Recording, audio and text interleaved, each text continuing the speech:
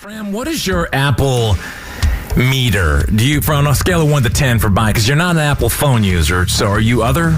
No, Lanny, my husband, like you, a very early adopter, and always has the latest. Although he's not into the Apple Watch, but he's the Apple guy in the family.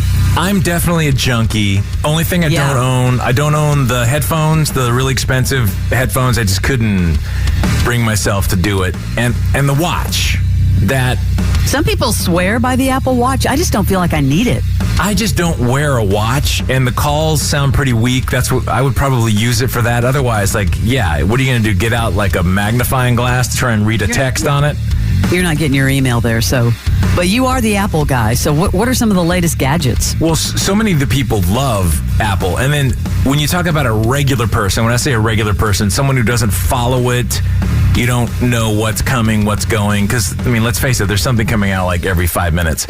Every day, yeah. I saw this great piece in Wall Street Journal that I thought I wanted to bring to the table. It's by Joanna Stern, because she did a really great job of summing up when is the right time to buy. I can't tell you how many of my friends show up and they've got a new phone. I'm going, do you realize the new phone is coming out in September? Yeah, so when you have an article that says when to buy from an expert, you kind of want to follow that. Yeah, and those $3,500 AR VR glasses, there's just, no, I can't even see a reason for me to buy that. Yeah, what is the reason exactly? So the example I gave, iPhone, just so you know, people track it and it's so obvious when there's a new one, and now September is the time. So a friend of mine just bought the iPhone 14. I was like, dude, the new one. And the reason is they're about to change the whole infrastructure with the charging. And so it's going to be USB-C charging. Is your phone that? No. Listen, I need to get, after this, and maybe next week, you can get an Android expert on, please. No, but I think your Android is USB-C, because you guys don't use Lightning. That's an Apple proprietary thing. So this new 15, they're supposed to also have an Ultra now, which is going to be even a more badass, very top line of it. But God, why does Apple do that?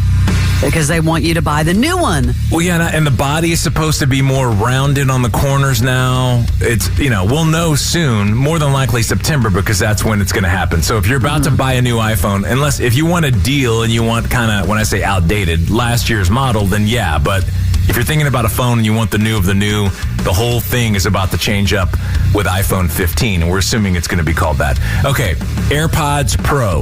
You don't have AirPods either, I guess, because you don't have... No. You might have an iPad. Do you have an iPad? Barnes, I have my Bose headphones. Okay.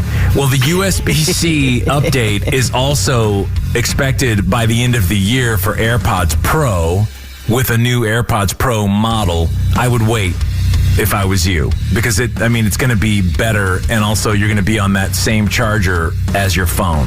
If you want a discount, you can find those cheap. AirPods Pro kind of at their lowest price right now, which is another signal that the new ones are coming. Okay, MacBook Air, which I know you do the show on those. Do you have one? I do. I have a MacBook Pro and a MacBook Air. Okay.